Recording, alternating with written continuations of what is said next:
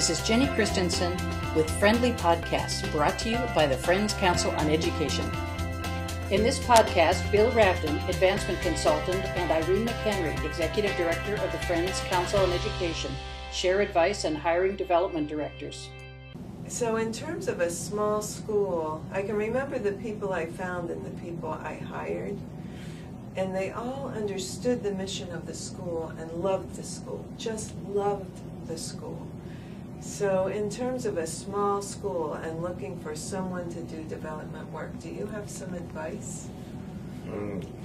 Yeah, and it's the result of just watching schools struggle year after long year to find someone good to do development. I think there's a tendency to think that all development experience is equal, and that simply isn't true. I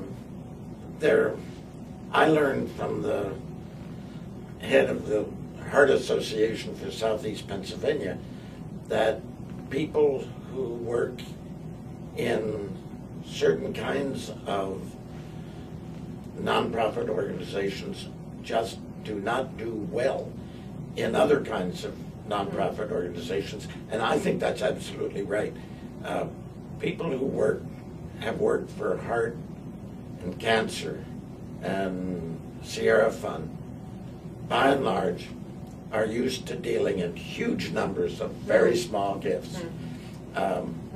So if they roll out 100,000 names in a mailing and get back 5,000 gifts, those may be $10 gifts, and they're those same people, if they get into an educational setting, are in awe of the kinds of gifts that tend to come in schools and colleges, and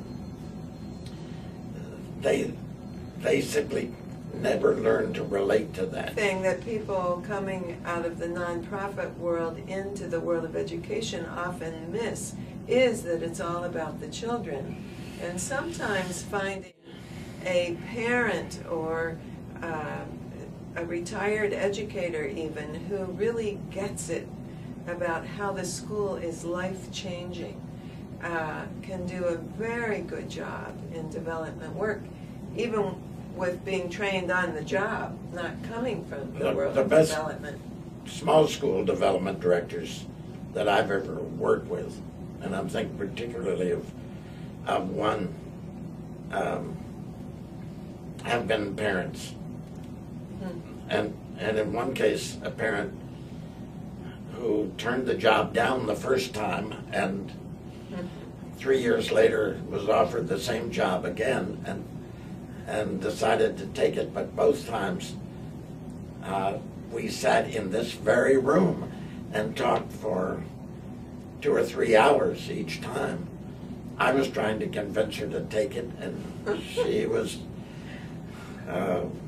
trotting out all the reasons why she couldn't do it, and in fact has been a superb development person.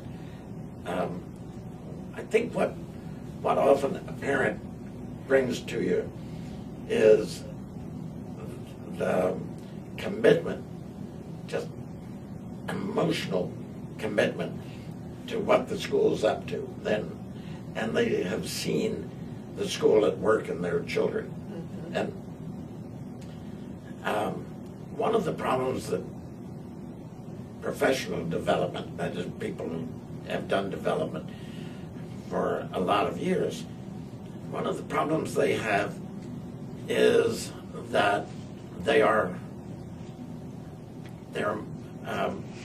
more loyal to development than they are to the school. And I think you need to understand that that commitment is much more important than the technical know-how. If you get the right person who has a commitment to your institution, you can train them in the how-to. It's the sparkle in the eye, it's ease with people, it's being creative, but the bottom line there is the commitment to the school and its mission. Thanks for joining us for Friendly Podcast, brought to you by the Friends Council on Education, produced by Jenny Christensen at Strategy for Growth.